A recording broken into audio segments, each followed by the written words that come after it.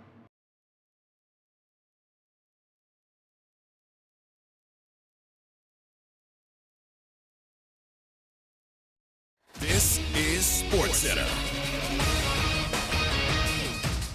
I'm Christine Lindsay. Grizzlies superstar John Morant will be permitted to practice and travel with the team while serving his 25-game suspension to start the season for conduct detrimental to the NBA. That suspension handed down after a second Instagram live video last season showing Morant holding a handgun. 76ers star James Harden not in attendance for the team's media day today. GM Daryl Morey said Harden continues to seek a trade. The team is working with his reps to resolve that in the best way for everybody. Philly's asking price does remain high, so as a result, Harden still a member of the 76ers. Teammate Joel Embiid. Hopefully the situation with James get resolved. If he's here, we love him. You know, we want him to be with us, and I think we have a better team with him on the floor. So, and I think he knows it too. So hopefully that get resolved. And, you know, if that doesn't change anything, it doesn't change the goal. It doesn't change anything. You know, the goal is still to go out there and try to win a championship, whatever it takes. NFL and MRI confirmed Bills corner Trey White has a torn Achilles, is out the rest of the season. Quarterback Desmond Ridder will remain the Falcons' starting QB despite his struggles. Hey, it's Michelle Smallman, and coming up Tuesday, the MLB playoffs are here, and I'm going to tell you all the storylines you should be paying attention to.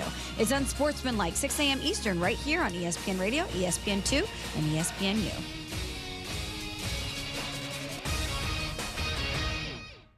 Matt Moscona. I'm very important. After further review. Say it one more time. After further review with Matt Moscona. And here we go. Live from the Mercedes-Benz of Baton Rouge Studios. That's right.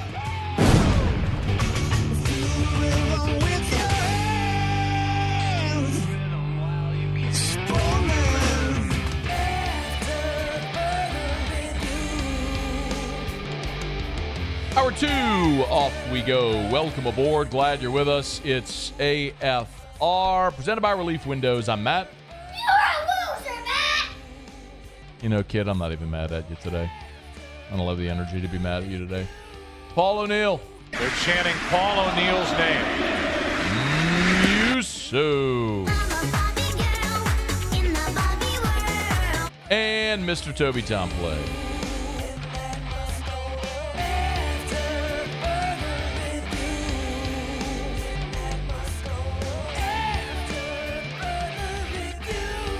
All right, we're here. Glad you are as well. Get out there and make it a good one. Lance Moore, bottom of this hour, former Saints receiver who was on WDSU last evening and called for a change to the play caller duties with the New Orleans Saints. So we'll elaborate a bit with former Saint receiver, Saints Hall of Famer at the bottom of this hour. And Christian LaCouture will be with us in about 90 minutes, former LSU defensive lineman. I'm interested to have Christian here for several reasons. Obviously, played defensive line at LSU, played on the 2013 team, which I think is a lot of parallels to this LSU team where you had a great offense and the defense really held back an otherwise elite offense that year.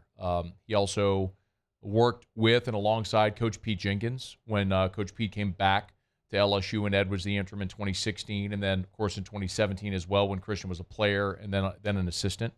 So a lot of things to talk about with Christian LaCouture coming up in hour number 3, about 90 minutes from right now. So we're glad to have you hanging out with us here. All that to delay talking about the New Orleans Saints, which we were going to get to eventually. Saints have lost their second straight, 26-9. They lose to Tampa on Sunday. After the game, here's what Dennis Allen had to say about the loss to the Bucs. We've got to be better. I didn't think we weren't converting third downs offensively, which was a challenge. I don't think we got off the field defensively. Third downs, I thought our tackling was not very good, particularly in the first half. So we've got to execute better. And look, there's a lot of dirty hands that are involved in that performance, and obviously it starts with me. So, you know, I've got to make sure that we put a better product out there on the field next time we show up. Yeah, it does start with you. Because you're not a good head football coach. Is anybody else still questioning this? I'm just curious. Like, are we at a point now where there are still people who are doubting or denying the things that I've been saying for more than a year now? Or is everybody on board? Is there a unanimous feeling yet? Or is it still just sort of that gradual seeping through where people are starting to see the light? Like, do you think that I love sitting here talking into a microphone and just having to exploit my favorite team, the team that I've cheered for my whole life, cut me, I bleed black and gold. Do you think I love sitting here telling you that the coach stinks, that they need to fire the offensive coordinator, that you spent $150 million on a mid-range quarterback in the NFL, that you need to blow the thing up, that the Saints aren't winning anything? Like, do you think I love sitting here saying that? All the tweets I get from people, the text on my text line, he's a hater. Well, hater? It's hilarious because nothing could be further from the truth. The reality is I get paid to sit here and give you honest opinions and not be a homer. So I tell you my honest opinion. And now I think some of you are finally starting to, most of you, hopefully all of you, are finally starting to see it. I'll say it again. With now a larger sample size that has grown by another game that continues to illustrate all of the things we are saying after yet another nauseating loss. Dennis Allen is not a good head coach. In his career, he is 17-39 as a head coach. He stinks. Not every lieutenant was meant to be a general. Fantastic defensive coordinator.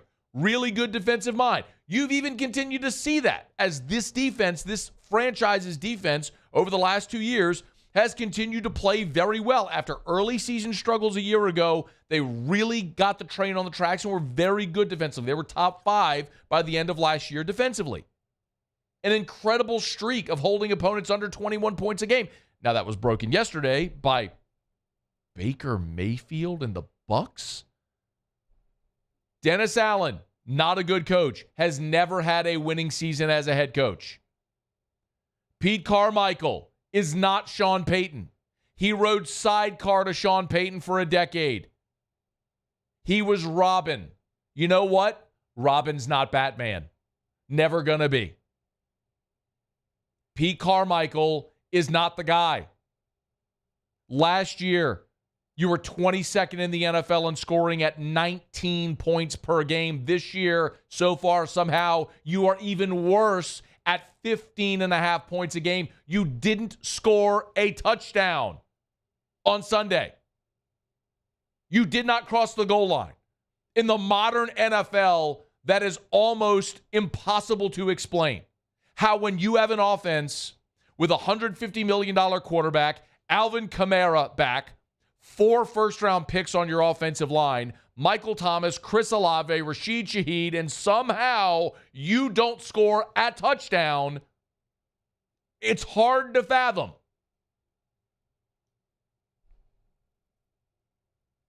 Derek Carr is an average quarterback, y'all. You've got to accept this reality. You have a decade-long sample size that tells you what Derek Carr is at his best in his career, at the absolute best he ever was. He was maybe bumping on the top 10. He isn't that. He's never been that consistently, and he sure as hell ain't that with a bum shoulder.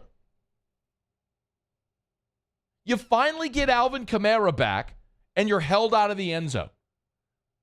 The stat line on Kamara, 13 receptions for 33 yards, is embarrassing. That is the fewest receiving yards for that many receptions in the history of the NFL. There has never been a player that had 13 catches with fewer receiving yards than what Alvin Kamara had on Sunday. That was Chris Olave's fewest receiving yards of his career. 1 reception, 4 yards. How in the hell does Adam Prentice have more touches than Chris Olave? Speaking of Adam Prentice, Isaac 7-3 ball game. Isaac Yiadom, beautiful play, interception right around the goal line. I think the Saints got hosed on the call. His momentum carried him into the end zone. Should have been a touchback. They ruled him at the 1. Okay, whatever. Sit on the ball, go to half down 7-3. No, here's what we're going to do. We're going to let the fullback carry the ball. Not our $100 million running back in Alvin Kamara. Not our 3rd-round pick in Kendre Miller. We're not going to run Taysom Hill, who we've invested a ton of money and resources in over the years. We're going to give the ball to the fullback. And he fumbles. and they score, and you're down 14-3. Y'all, they're a disaster.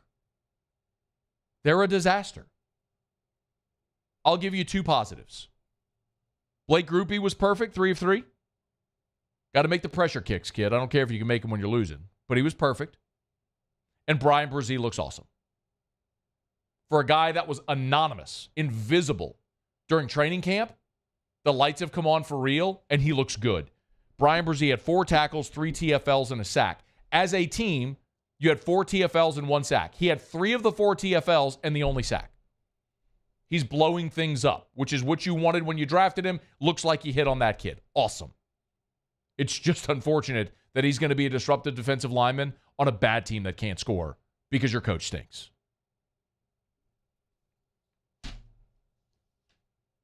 Dennis Allen met with reporters on Monday, and he was asked if he was going to change play calling duties. Here's what he said. It's number 10. Yeah, look, I'm not going there. We'll go and we'll look and see what we could have done better, all of us, coaches and players, and then we'll go from there. You should go there. Because if what you're doing isn't working, do something different. And y'all, it ain't going to get better. I'm sorry to break the news, because now you go to New England, which I get it. They just took one on the chin against Dallas, and they benched Mac Jones. Dallas, despite what happened last week in Arizona, is one of the best teams in the NFL. They're one of the top, certainly top 4, certainly top 5, maybe top 4, maybe top 3 teams in the NFL. But they're right there. Then you go to Houston, who sure seems like they figured it out. They got a dude with C.J. Stroud. That ain't going to be easy. Short week at home against Jacksonville, and then you're in Indianapolis. Huh. We knew looking at this schedule, you had to make your hay early and late because the middle is where the grind was. Well, the middle's here, and you're 2-2. You got a road loss to Green Bay. You lucked up drawing Green Bay in September because you didn't have to go there when it's freezing. And you got Jordan Love early in the season. And you got 1 offensive touchdown in the game. And you gagged away a 17-point fourth quarter lead. And then you get Baker Mayfield at home. And you can't even score a touchdown. 3 field goals. It's going to get worse. This isn't me being negative. This isn't me being a hater. This is me being the realist that I am. That I tell you all the time. It's going to get worse. It's not going to get better.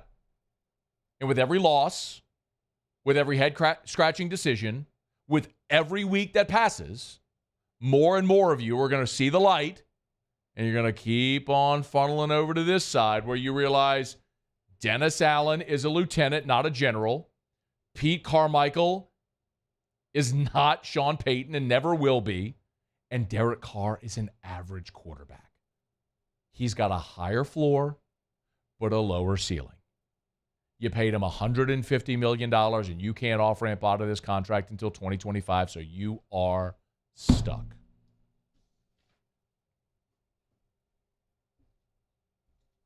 I got nothing else. Ooh, we'll talk to Lance Moore, see what he thinks in 17 minutes. We'll knock out a quick break. Stay here at AFR. AFR. Brought to you by the Renaissance Hotel and the Watermark Hotel, 2 amazing hotel properties in the Baton Rouge area. The Watermark downtown, the Renaissance Southtown. Of course, tell you about the Renaissance all the time right there on Bluebonnet. If you're thinking of hosting an event, let the Renaissance help. Call my friend Allison Crump over at the Renaissance. She handles all of the events. She's the events coordinator over there. Whatever it is you're looking to do, if it is, and it's so amazing how they utilize their space. They've got tens of thousands of square foot of meeting space. So they can host up to 500 people in their grand ballroom. If you want sort of executive office space, they've got that for you as well. There's no hotel in Baton Rouge with more suites than the Renaissance. So you have family coming in for football games or for the holidays, start planning ahead and think about the Renaissance Hotel. And as we always tell you, if you want to host your event, the Renaissance can help. And always remember Tallulah, great place for that business lunch or that elegant night on the town. It's Tallulah, the restaurant right there inside the Renaissance Hotel on Bluebonnet.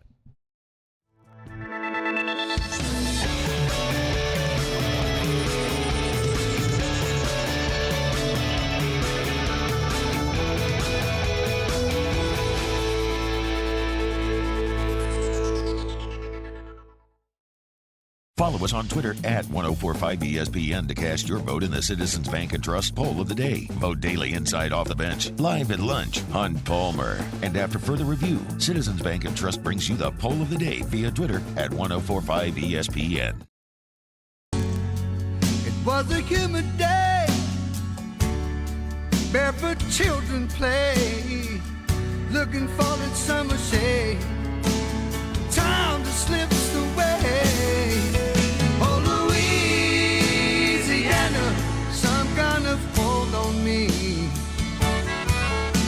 Like cypress stumps, your roots are planted deep inside of me.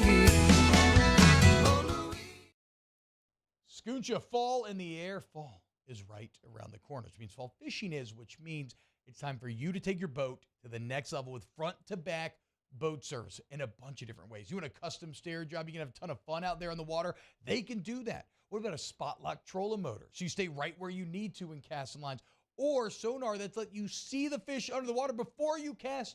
All of your maintenance needs as well. For 38 years, they've been at it and will continue to do so. The Sherman family of front-to-back boat service. Dylan Cruz here to tell you about Six Rings Baseball and Softball Camp. If you live on the North Shore and play ball, go to Six Rings Camps with former LSU assistant coach Dan Canaveri. His knowledge is second to none, and your child will improve and have fun doing it. Camps were held at Coquille Park and Six Rings Academy in Covington with 4 sessions over the summer. Full day and morning only sessions are available from ages 7 to 13. Go to sixringsbaseball.com or call 985-206-9096. Learn the game to love the game. I've been doing business with Luba for 25 years. They're dependable, trustworthy. It's just the attention to detail with our clients. Our folks have years and years of experience. They're highly trained professionals. But many companies have that asset. What I'd like to think makes Luba a bit different is that we use those talents in a way that truly is dedicated to serving the needs of the folks who depend on us. Running Boards Marketing can help you get their attention. Imagine your brand's message on a giant LED billboard truck that can't be skipped and is nearly impossible to ignore. Running Boards Marketing is the leader in effective and affordable advertising on digital mobile billboards, which are 2 times more effective than traditional billboards. With a 97% recall rate,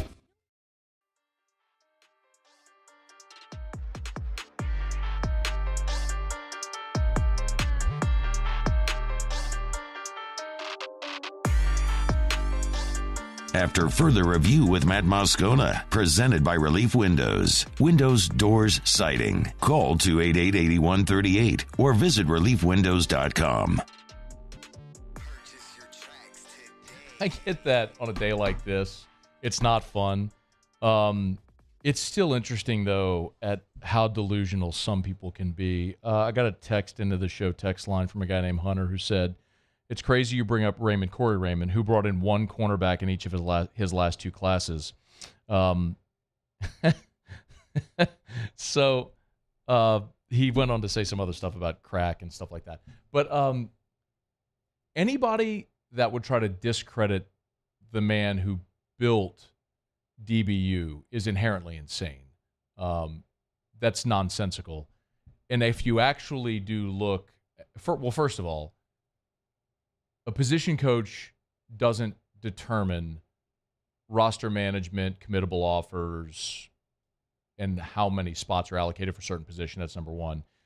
Yes, Corey Raymond was the recruiting coordinator. Coordinator titles are given to assistants to justify higher pay as necessitated by the Board of Supervisors. Ed Ogeron and his recruiting staff were the ones who built out the recruiting board and how they managed the roster. I'm not guessing at this. This is a fact. They were heavy on cornerbacks in 2020 when they got both Ricks and McGlothern in, young guys to supplement their veterans like Cordell Flott, who was already here, so they didn't have to go heavy. They went Demarius McGee, Raydarius Jones, and Ed was fired, and you had a transition there, as we all know what happened. But, man, if you're sitting here trying to this is all brought up because someone asked a bit ago, should LSU try to bring back Corey Raymond? If you're trying to discredit Corey Raymond, that's one of the most asinine things I can imagine. I mean, he's literally the guy that for a decade built your reputation as DBU in bringing in elite defensive backs. I mean, my God, the whole story with Patrick Surtain, who forever said he was an LSU lean, was going to commit to LSU. The reason he ultimately went to Bama is they gave him a bag under the table, and that was when Ed allowed Dave Aranda to bring in Bill Bush, and Corey got sideways a little bit because he didn't want to divvy up the duties. So Corey went and interviewed for 2 NFL jobs, and Nick Saban went to Surtain and said, hey, the guy you're going to play for is interviewing for NFL jobs. And so during signing day is when Surtain ultimately went with Bama. Like, how in the world could anybody try to discredit Corey Raymond? Is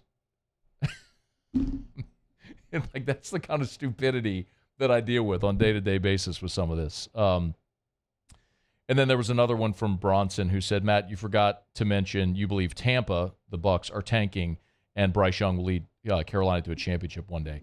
I do believe firmly that Tampa, as a franchise, had every intention of tanking this season. They had Baker Mayfield, and Kyle Trask as their quarterbacks. They shed their veteran talent. Baker's just played well. Did anybody have them going to Minnesota and winning? And they beat New Orleans in New Orleans. Like, good for them. Like, you can intend to put a product on the field that's not going to be good. Sometimes guys play well. I mean, this is Baker's 4th team in 2 years. I mean, he went from Cleveland to Carolina to L.A. to now to Tampa. 4 teams in 2 years. Yeah, of course they were tanking. You think Baker Mayfield is their future? And the point that I've made consistently about Bryce Young is I respect what Carolina's approach. A year ago, Carolina and the Saints were both 7-10. Like, we get confused sometimes because you think because Carolina picked first that they were worse than. No, they weren't. They fired Matt Rule. They did pretty nice job stabilizing things. They got to 7-10, had the same record as you, beat you twice, and got aggressive and said, I'm going to go get the guy that I think can be my franchise for the next decade plus and win me championships. And I respect that. That's what I wanted the Saints to do because Bryce Young has the higher ceiling. It's not a guarantee. Draft picks never are. Look at Zach Wilson. Look at Mitch Trubisky. I mean, we can go down a laundry list of guys who were first-round picks at quarterbacks who busted. It happens. Baker was the number 1 pick. Jameis was the number 1 pick. Of course, it's no guarantee, but I got a 9-year sample of what my point was then and remains. I got a 9-year sample of what Derek Carr is in the NFL. Bryce Young, or whatever draft pick that you might have landed on, has potentially a much higher ceiling. Look at the Texans with C.J. Stroud. Who would you rather? I'll ask it to you this way. Who would you rather be today? The Saints with Derek Carr or the Texans with C.J. Stroud? Neither's a guarantee for anything, but who would you rather be today? The Texans sure look like they got a dude, right? So if I have a season that goes awry, but I'm committing to my future, my opinion is I'm more on board with that than I am continued to exist in this perpetual state of mediocrity where we're going to be 8-9, 9-8 every year. Like, what are you doing? It continues to be my biggest issue with the New Orleans Saints is they are living through the rear view instead of through the windshield. They continue to look backwards to say, how can we get back to the thing we were? Instead of looking forward to saying, here's how we're going to build to what we will be. There's a big difference. That's why, look, just promote Dennis Allen, keep Pete Carmichael, all these Sean Payton, Mickey Loomis is there, all the same people. It's this sort of weird hodgepodge of what was, and you try to find these perfect little mix and match. Oh, well, look, Carr's the new Drew Brees. No. Dennis Allen's not a good coach. Pete Carmichael's not Sean Payton as a play caller or an offensive play designer. Derek Carr's not Drew Brees, never has been, never will be. So look forward. I would rather you take a 3-14 year if it's building toward your next championship. That's the way it's got to go to get there. Franchise quarterbacks aren't available in free agency because if you find one, it's like gold. You hold on and you ride it till the wheels fall off. Why do you think the Raiders let Derek Carr go? This is the point I made then. Because they knew him best. I drew the comparison when they did it. It was Andy Dalton 3 years ago. It's the same thing. Dalton's last year in Cincinnati almost perfectly mirrored Carr's last year with the Raiders. He was their franchise. They bet on him for 9 years. They drafted him. They groomed him. They built around him. Nobody knew him better than that franchise. And they said, we know what you are, and we can't win a championship with you. So we're going to move on. And look what happened to Andy Dalton. And Derek Carr is going the same path. Higher floor, lower ceiling. What do you want to be? So, yeah, I don't care that the Panthers are 0-4. Whose future? If you ask me today, who do I think has a better next 10 years? The Saints or the Panthers? I would pick the Panthers because the Panthers drafted a guy that they feel like can be their franchise and has the talent, the leadership, and all that stuff, and will build them to that. What are the Saints? The Saints are living vicariously through Dennis Allen and Pete Carmichael trying to get back to the Sean Payton era with guys that aren't as good as the ones that were here.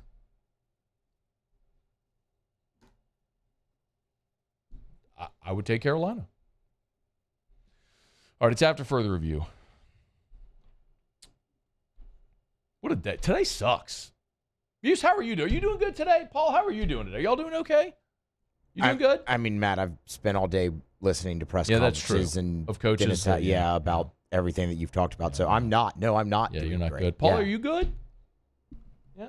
No, I'm kind of with good. Musa. Okay. All right. Reliving Sunday all over again. What's that song? Tell me something good. Yeah. That's maybe I'll just look at you. Maybe I'll just like open the phones and just have people call and say something positive. And we can play Tell me something good. Just tell me anything good. Just anything. Just tell me something that's good. You know what? I'll tell you something good. Yesterday, we celebrated my grandfather's 91st birthday. Oh, that's awesome. Shout out to Gramps, who actually turns 91 on the 7th, but we do crawfish bisque. So crawfish bisque was my grandmother's recipe. My Grammy, she passed this past spring, but my mom learned how to make the bisque, and so that's a tradition that'll carry on in our family, and we always get it twice a year. Gramps' birthday and Father's Day. So so we did crawfish bisque and celebrated Gramps' 91st birthday yesterday. Happy birthday, Gramps. Love to hear that. Gramps is a G. Love him. And we did it while watching the Saints lose. Well, see, you didn't have to go there. That's like pissing in the punch bowl. Yeah, it is. Hey, it felt awesome this morning. It actually felt like fall a little bit. That was good. That was good. Find that song and just clip the part that goes, tell me something good. No, not that part. That's the good part. That's not the good part. I love that That's part. not the part I want. Now you're screwing the one thing I'm trying to do to make us feel good, and you're screwing it up, Yus. Look what you made me yell. Jimmy and his band of merry handicappers.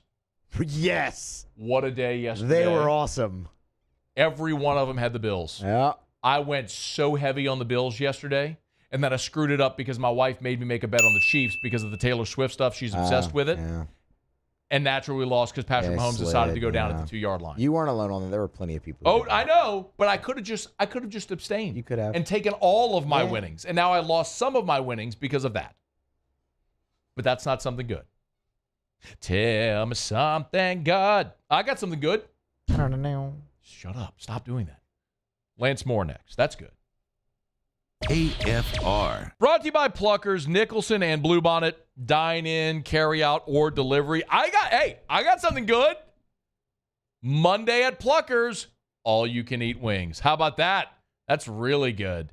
Give me a bell for that. Give me a ding for that. And tonight, Monday Night Football, Seahawks and the G-Men. Go watch it at Pluckers, either location, Nicholson or Bluebonnet. Watch Monday Night Football and eat all-you-can-eat wings. Get there early, stay there late. Pluckers is open until midnight or later every night of the week. So it's always a great night to get by Pluckers, but especially on Monday because it's Monday Night Football and all-you-can-eat wings. So watch the NFL game tonight, wrapping up Week 4 in the NFL. Eat as many wings as you want. Ice-cold draft beer, full-service bar, sports on TV. It's at Pluckers. We're into October. You're about to have postseason baseball. You want a place to watch all of that. Make sure you watch it at Pluckers. Nicholson or Bluebonnet. Dine-in, carry-out, or delivery. Award-winning jumbo chicken wings, ice-cold draft beer. It's Pluckers if you don't like our wings. We'll give you the bird. His name was Cain. He had a horse along the countryside. I saw him ride. One day they found him.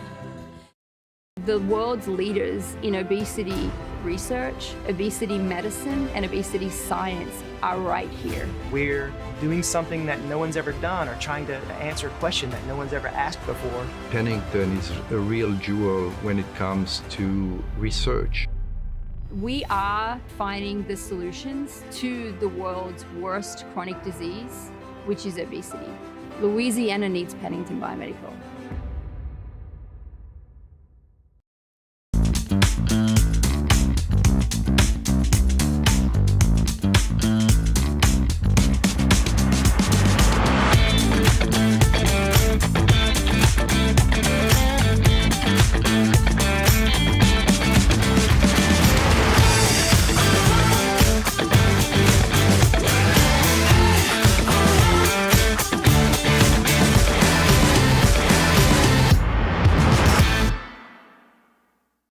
Gulf Coast Office Products is a nationally recognized Savin office equipment dealer based right here in Louisiana. Over 100 employees strong, Gulf Coast has the boots on the ground to support all vertical markets, from education, engineering, legal, and finance. With the latest in office technology, from desktop to production segment units, Gulf Coast and Savin have the perfect fit for you. Call 225-756-2644. That's 756-2644 for Gulf Coast Office Products. Bayou Ford has the new inventory to get you in a new Ford truck or SUV today, or customize your next vehicle just the way you want it. All new Bayou Ford vehicles come with a 1 million mile powertrain warranty. The crew at Bayou Ford is going to do right by you. Scooncha, fall in the air. Fall is right around the corner, which means fall fishing is, which means it's time for you to take your boat to the next level with front-to-back boat service in a bunch of different ways. You want a custom stair job, you can have a ton of fun out there on the water, they can do that. What about a spot lock trolling motor, so you stay right where you need to in casting lines, or sonar that's let you see the fish under the water before you cast? All of your maintenance needs as well. For 38 years they've been at it and will continue to do so. The Sherman family of front to back boat service. Dylan Cruz here to tell you about Six Rings Baseball and Softball Camp. If you live on the North Shore and play ball, go to Six Rings Camps with former LSU assistant coach Dan Canaveri. His knowledge is second to none, and your child will improve and have fun doing it. Camps were held at Coquille Park and Six Rings Academy in Covington with 4 sessions over the summer. Full day and morning only sessions are available from ages 7 to 13. Go to Six Rings Baseball.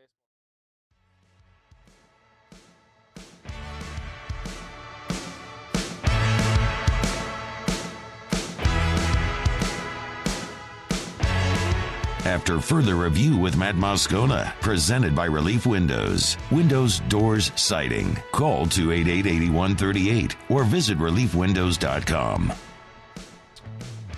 right, Saints great. Lance Moore, good enough to join us for a couple of minutes here. Of course, WDSU, Saints Hall of Famer. We always appreciate a couple of minutes. Lance, thanks for the time, man. How are you?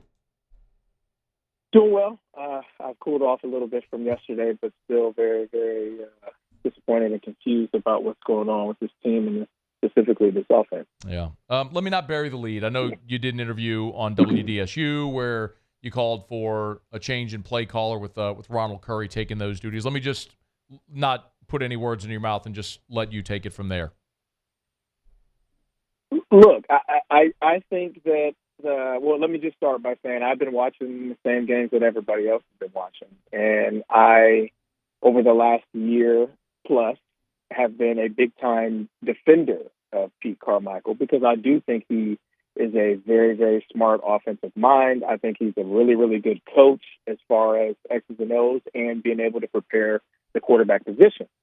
With that being said, our offense just looks broken. And I don't think the problem is a lack of talent. Actually, I know the problem is not a lack of talent. We've got plenty of guys who are more than capable of being really, really good to great players offensively. We've got a quarterback that has all the talent that's necessary to lead a very, very good offense. And for us to, after 4 weeks, have 4 total touchdowns offensively is pretty gross when you think about it. We've the last 5+ years have relied heavily on our defense, and the excuse the last couple of years was, well, we don't have a quarterback, and even when Drew was still playing, well, Drew's not 100% healthy. Our defense is going to have to carry the load, but now we've got a multiple-time Pro Bowl quarterback, and for whatever reason, we still can't score points. So to me, it's not necessarily the guys that are on the field. Obviously, they're the ones that have to execute, but they can only execute whatever plays are called for them each and every week. And I'm not sitting here calling for Pete Carmichael's head. I love the guy. I spent several years with that guy, 8 years in that offense with him. And I just do think that there needs to be a change as far as play calling goes. I don't think he should be fired. If that's a necessary part of the process, then I get it. But I like I said, I'm not sitting here calling for his job, but I do believe that the duties as far as play calling goes should go to a younger and hungry Ronald Curry. I'll come to Ronald Curry in a second, but I want to stay on Pete Carmichael for a second because you did mention, during your time in New Orleans after 05, when Sean came in 06, Pete came with him, so you were in a lot of meeting rooms. Can you just elaborate a little bit on what Pete Carmichael is like, Lance? Because the perception is Sean and Pete were kind of like, 1A, 1B, side by side for that long, so there should be a relatively easy transition, which clearly hasn't happened. So what can you tell us about Pete Carmichael, the offensive strategist? Yeah, well, 1A and 1B as far as maybe game planning and designing plays, but definitely not similar in personality. Sean is a very boisterous, loud, intense coach, and Pete is pretty much the exact opposite. He's very, very reserved and pretty quiet and not a super fiery guy. And I'm not sitting here saying that guys in the NFL need a fiery coach, because that's not necessary in my opinion. But they are definitely different personalities. But with that, Pete is like a very, very student of the game, like a big time student of the game, and he studies and he watches film, and it's not a lack of preparation on his part. I don't think. I do think there's been somewhat of a not intimidation, but an imitating or an imitation factor with him, trying to piggyback off of the success of how Sean would coordinate a game or call a game. And I think in order for somebody to be great at something, they need to be their best self and not try to emulate or be somebody else. And just an example, I guess, of that is Sean is known for the multiple personnel groupings, right? Every single play, we're running a different group on the field, and I understood that back then. We had the guys that I guess were perfect to be able to run that type of system. But again, it's Sean that's running that system, and Sean has run that system for a very, very long time. Just watching the game on Sunday, I was watching the personnel groupings change on every play. And I kid you not, almost every single time I knew what was coming based on the people who were on the field. So if I'm watching from afar, and obviously I played in that offense, but if I'm watching from afar and I can tell, hey, Keith Kirkwood and Lynn Bowden are the two receivers in the game, we're probably not throwing the football. It's probably going to be a run here. And sure enough, those two are in the game, and we're running the football. And it's just to me, I feel like he's emulating Sean and not taking advantage of the skill that we have on this offense. I would not take those three receivers, Olave, Shaheed and Michael Thomas, I wouldn't take them off the field unless it's a short yardage situation and we need 2 other tight ends in the game. Like, those guys are so good and mean so much to that offense. When we take them off the field, they can't make plays, clearly. So it's just, I think, like I said, I think Pete is a very, very bright offensive mind. I think he has kind of maybe not lost his way per se, but just I think it's just time for a fresh start. I do. I think somebody being able to come in and have a new voice and have a new intent with what we want to do offensively, because I couldn't tell you what our identity is. I don't know if we're a running team. I don't know if we're a passing team. We're terrible on third down. We're terrible converting in the red zone. I mean, we don't have big plays. We were fooled early on. We got one big play in each of the first 2 games, and everybody thought the vertical passing game was there. It's not. So it's really, and then I guess Dennis Allen said this morning that there's not going to be a change. But in my mind, it's like, okay, there's not going to be a change. So what are we expecting to change? Right? Are we just expecting to show up one day and the execution is perfect and the play calling is perfect and everything, and now we start blowing people out? Because I haven't seen it. It's been over a year. It's almost been a year and a half now. So if that is where his head is at, then I'm a little bit concerned as to where the players' heads are going to be at if this continues. Saints Hall of Famer Lance Moore is with a Super Bowl champion. How easy or difficult would it be to change voices midstream? I mean, 4 games into the season to change to a new play caller? As long as the offense, the terminology and the concepts and things like that remain mostly the same, I don't think it will be that big of a deal. I dealt with a situation in my last year in Detroit, 2015. Joe Lombardi, our former Saints guy, was fired after, I want to say, 5 or 6 weeks, maybe 7 weeks, and Jim Bob Cooter moved up to be the offensive coordinator. But we changed the offense. We were changing terminology, and it was hard. But again, we're pros, man. And if we're called to have to change things up to make things better, then so be it. But I don't know for a fact that Ronald Curry would keep the same offense, the same terminology and vernacular and all that. But I would imagine he would, because it's been proven to work.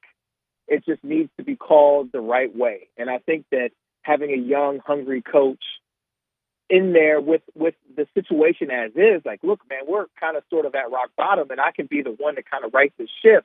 I think that would be a great move. And look, hopefully I'm dead wrong, and we come out and Pete calls a great game this weekend, and we're kind of like, okay, well, he's got it together, and then he continues it. But if not, and things continue to be bad, then, it's just going to get worse in that locker room. It's going to get worse in the media. It's going to get worse for the fans. And I just hope that it doesn't come to that. Lance, I got 2 more for you. Your time always appreciated, man. One, we saw Ronald Curry take play calling duties for part of the preseason. Is there, I don't know if you were even locked into any of that, but is there anything that you would think that Ronald Curry would do differently that would make sense for this offense? I think he would establish an identity. He is a former quarterback, obviously, and played wide receiver in the NFL. So I think he's got a really good grasp on what he would like to do conceptually. I can't tell you exactly what that is. I would imagine he would like to throw the football, but he, like everybody else, understands you got to be able to do both in the NFL if you want to be really good. We can't just come out and air it out 50 times a game and neglect the running game. But I keep going back to the fact, like, young, hungry, like a guy that has been thirsting for an opportunity like this. Look, Pete's been around 18 years, man. He's had a great run, and obviously he hasn't had to call plays a lot. I was very, very confident in him because of the way that he called the games way back in 2012 when Sean was suspended. Yep. And I had my only 1,000-yard season that year when he was calling the play. So I was like, oh, this guy definitely knows what he's doing, and he's going to be able to do it well. But for whatever reason, it just has not worked out thus far this season. There's another game this week, and if there is no change, I obviously wish him well, because I wear my heart on my sleeve just like the rest of Who Dat Nation, and I want us to do well. I want us to play well, and I specifically want the offense to be able to execute and put up numbers like I know we're capable of. Lance, last thing, you mentioned, like, the locker room and continuity. We heard Alvin Kamara's comments post-game, but we need to figure it out because I don't like to lose. When the defense plays so well and you have one side of the ball that's just not holding up their end, how does that start to affect, or when does that start to affect locker room continuity? Well, I think it's frustrating, but at the end of the day, as long as you've got the right group of guys, which I think they do, who genuinely like, love, and or care about one another, I don't think it gets to the point where there's like a mutiny or everybody, on offense hates everybody on defense. I don't think it ever gets that serious, but it can be frustrating. I dealt with that a little bit in my time in New Orleans, where we'd have a really, really good offense, and we would just come in the beginning of the week, and receiver coach or one of the offensive coaches say, "Hey, we got to score 40 this game." And to us, we took it as a challenge. Like, okay, we'll put up 40, and hopefully at some point they come around. But I think that how long it's been frustrating as far as our offense not playing to the level that it's capable of, including last season. Hopefully the guys are able to stick together and look, man, we're doing everything that we can. You can't do anything. You can't do anything offensively. You can't run a play except for the one that's called, right? Like Derek Carr's not getting the play call in his helmet and then calling something else. Like, that's just not how it works. So, obviously, the plays calls should be better. The guys should be executing better. And hopefully we right the ship and get things going in the right direction, because, again, I believe that we've got the firepower and the capability to be one of the better offenses in the league, not one that struggles to score double digits. Always insightful. Saints Hall of Famer Lance Moore. Lance, we always appreciate the time, man. Thank you.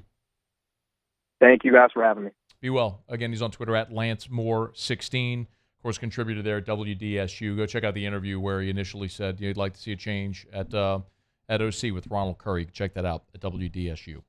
All right, well, now I got a quick break. Wrap up hour number 2 with Tigers and the Pros. Stay here.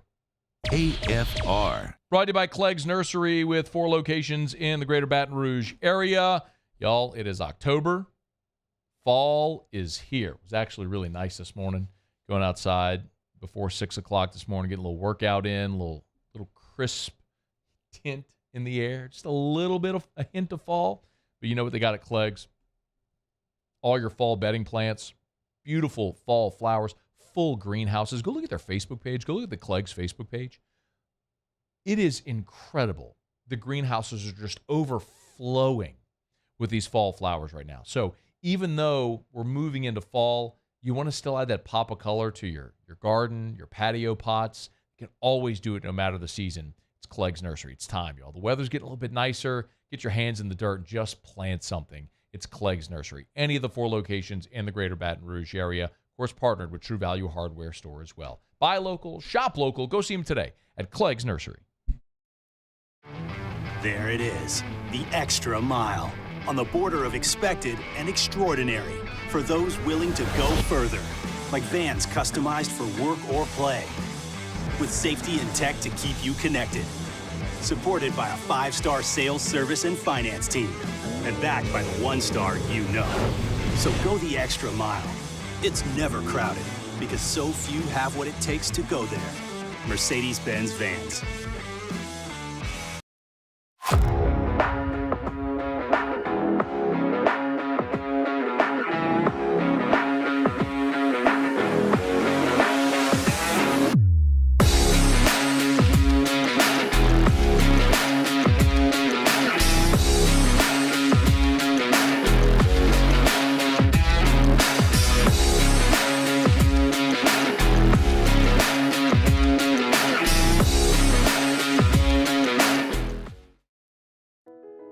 I've been doing business with Luba for 25 years. They're dependable, trustworthy. It's just the attention to detail with our clients. Our folks have years and years of experience. They're highly trained professionals. But many companies have that asset. What I'd like to think makes Luba a bit different is that we use those talents in a way that truly is dedicated to serving the needs of the folks who depend on us. Running Boards Marketing can help you get their attention.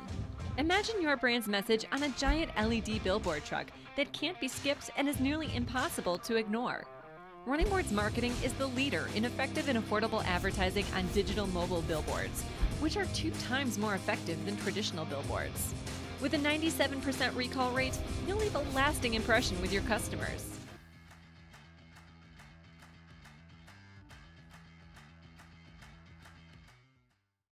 Gulf Coast Office Products is a nationally recognized Savin office equipment dealer based right here in Louisiana. Over 100 employees strong, Gulf Coast has the boots on the ground to support all vertical markets, from education, engineering, legal, and finance. With the latest in office technology, from desktop to production segment units, Gulf Coast and Savin have the perfect fit for you.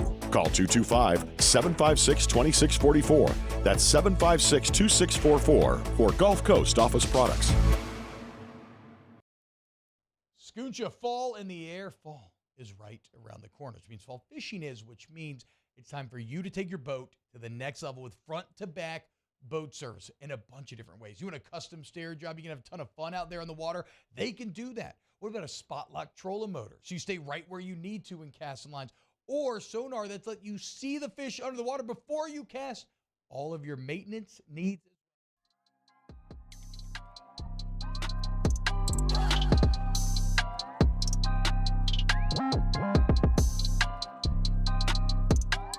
After further review with Matt Moscona, presented by Relief Windows. Windows, doors, siding. Call 288-8138 or visit reliefwindows.com. All right, so I asked on a day that's very gloomy after LSU and the Saints had miserable weekends. I asked for something positive. I said that song. Tell me something good. Tell me something good. I like that so much. Our friend Scott Rabelais from The Advocate. Yeah. He obliged. We got Rabs. He said, here's something for you that doesn't suck. LSU gymnast Aaliyah Finnegan qualified today for the 2024 Paris Olympics at the World Championships in Belgium. Representing the Philippines, as her mom is Filipino, she will be the first active LSU gymnast to be an Olympian. Sarah Finnegan was an alternate on the 2012 team before she came to LSU, since you asked. So thank you, Scott, for telling us something good. Tell me something good. Okay. It's pretty cool, man. Congrats to Aaliyah Finnegan. That's really cool. And in the meantime, maybe Muse has more good news during Tigers in the Pros. Tigers in the Pros. They still bleed purple and gold. They're just really rich now. Presented by Lee Michaels Fine Jewelry. Lee Michaels Fine Jewelry, where Baton Rouge gets engaged. Fall ball starts on Thursday. That's like the best news. Yeah, nobody cares. It's fantastic. Start in Buffalo. Actually, I may. Given the way this football season's going, really? I may actually We're going to go there? I may actually care. Tre'Davious White in the game yesterday for the Bills. 3 tackles and a pass defense and a quarterback hit. Muse. What? Said something good, man. Oh, yeah, sorry. We have to start here. That's why I gave you the stat line first. It was good. Unfortunately, he did leave the game with an Achilles injury, and earlier today it was confirmed via MRI that Tre'Davious White has torn his Achilles and is out for the season. Muse. Bummer, man. You missed the point of the segment. Tell me something good. Yeah. Not Tre'Davious White tore his Achilles and he's out for the year. We have to. I mean, that's part of it. Hit it. Well, I don't. You got all those buttons over there, bro. I know, but that's in the open, so I took it off the button because it's in his open. And we never used it outside of his open. You're running out of time. That's the question. Grant Delpit yesterday. I didn't ask a question. Kinda. 5 tackles for you have Grant all those Delpit buttons in the over ball there game. and you don't use them. That's Patrick not a question. Queen, Hey! That's I'm not a running out of question. time. It don't matter. My show. That's not a question. I said, you got all the buttons, you don't use them. That's not a question. Anyway. It's a statement of fact. Patrick Queen had the better game, the standout game in that Browns-Ravens game. 5 tackles, 1 sack, 3 total TFLs in the ball game for Patrick Queen, and the Ravens just they dominated Cleveland there. Hit the tell me something good thing. Oh yeah. Yeah. What else you got, Muse? See? All the buttons, use them. Jamar Chase had 7 receptions for 73 yards. Unfortunately, Joey B only threw for 165 on 20 completions. Justin Jefferson, though, Matt. Yeah. Okay. Now you're getting Justin Jefferson. Now you're getting 6 receptions, 85 yards, and 2 scores. I'll make you a radio guy. You love that from Jets. Attaboy. Wait, we're not done. Oh! 5 former LSU baseball players. They're going to be in the playoffs this year. Andrew Stevenson, Josh Smith. I got to get that in there. Kevin Gaussman, Alex Bregman, and Aaron Nola. And how about one more for you? How much better we all The feel? Portland Trailblazers signed Skylar Mays to a 2-way contract. Attaboy, Sky. 6 starts for him last year with the Blazers, averaged about 15 and 8. Attaboy. I'll get you a deal. That's Tigers in the Pros. Presented by Lee Michaels Fine Jewelry. You want me to tell me something good. Well, how about this? Thinking about getting engaged? Our friends at Lee Michaels Fine Jewelry can help. Locations all over Louisiana. Baton Rouge, New Orleans, Lafayette, or Shreveport as well. You always get the Lee Michaels experience. LMFJ.com. Hour 3 coming up right after SportsCenter. AFR. Y'all, Mold Zero is now pure restoration. Mold Zero is now pure restoration. Mold Zero is now pure restoration. Same company, same patented non-toxic dry fog, new name. Pure Restoration. Pure-restoration.com. Yes, they can still come dry fog your home, your office building, your commercial building, restaurants, gymnasiums, workout facilities, schools, any type of building. And they can do the full remediation and build back as well. Mold Zero is now Pure Restoration. Same company, new name. Pure-restoration.com. I've been doing business with Luba for 25 years. They're dependable, trustworthy. It's just the attention to detail with our clients. Our folks have years and years of experience. They're highly trained professionals. But many companies have that asset. What I'd like to think makes Luba a bit different is that we use those talents in a way that truly is dedicated to serving the needs of the folks who depend on us. The Windsor Senior Living Community in Mandeville, Louisiana is a beautiful, vibrant apartment community geared towards seniors. They are nestled right in the heart of Mandeville, where seniors live a more carefree lifestyle in spacious apartments with the peace of mind that comes from having a little extra help. Call the Windsor at 985-624-8040 to schedule a lunch and tour. Come see how the Windsor can be your passport to peace of mind. I'm Chris Nakamoto, and here's what I'm working on for my stories on WBRZ Channel 2 tonight. An agreement of sorts reached between district attorneys across the state and the Board of Pardons and Parole. Sources confirmed to the investigative unit a number of inmates that were initially set for clemency hearings may not get them. Initially, there was a plan to give dozens of death row inmates clemency hearings. It came at Governor John Bel Edwards' request. I'm Chris Nakamoto from WBRZ. Watch more tonight on WBRZ Channel 2. Dylan Cruz here to tell you about Six Rings Baseball and Softball Camp. If you live on the North Shore and play ball, go to Six Rings Camps with former LSU assistant coach Dan Canaveri. His knowledge is second to none, and your child will improve and have fun doing it. Camps were held at Coquille Park and Six Rings Academy in Covington with 4 sessions over the summer. Full day and morning only sessions are available from ages 7 to 13. Go to sixringsbaseball.com or call 985-206-9096. Learn the game to love the game. Running Bards Marketing can help you get their attention. Imagine your brand's message on a giant LED billboard truck that can't be skipped and is nearly impossible to ignore. Running Boards Marketing is the leader in effective and affordable advertising on digital mobile billboards, which are 2 times more effective than traditional billboards. With a 97% recall rate, you'll leave a lasting impression with your customers.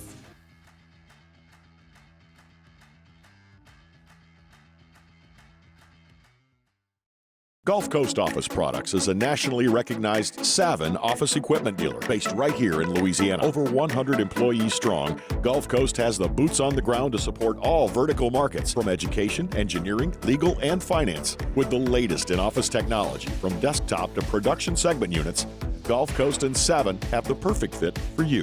Call 225-756-2644. That's 756-2644 for Gulf Coast Office Products.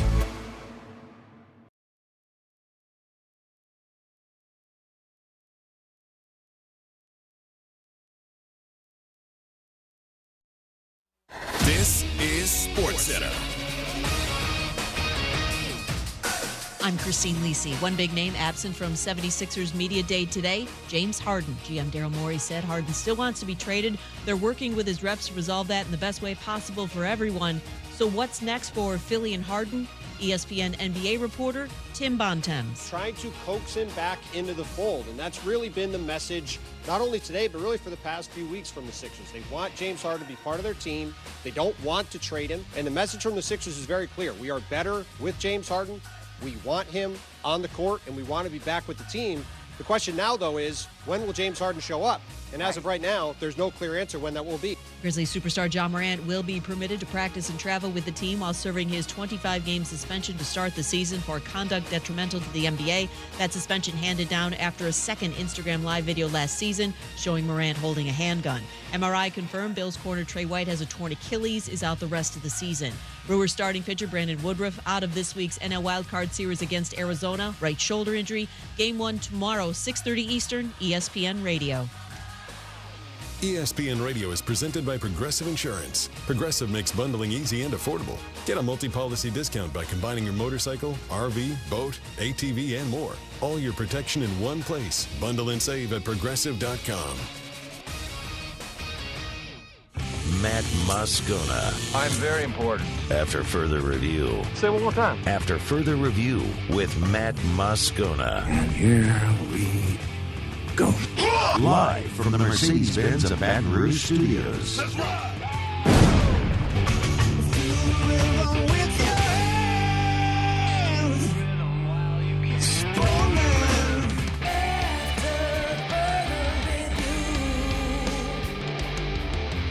Hour 3, off we go. Welcome aboard. Glad you're with us. AFR, presented by Relief Windows. I'm Matt. This is Shaq O'Neal, and I hate Matt. Paul O'Neal. They're chanting Paul O'Neal's name. Muso. And Mr. Toby Tumpley.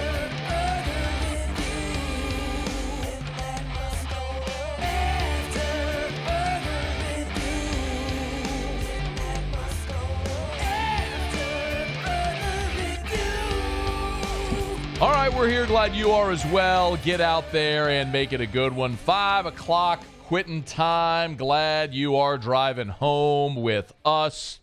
But Christian LaCouture at the bottom of this hour. Excited to have Christian with us for a lot of different reasons today.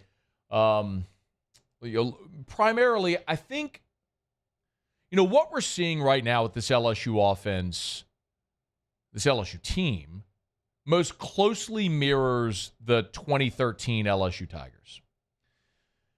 And if you remember that team, 2013 LSU had Zach Mettenberger, who threw for 3,000 yards.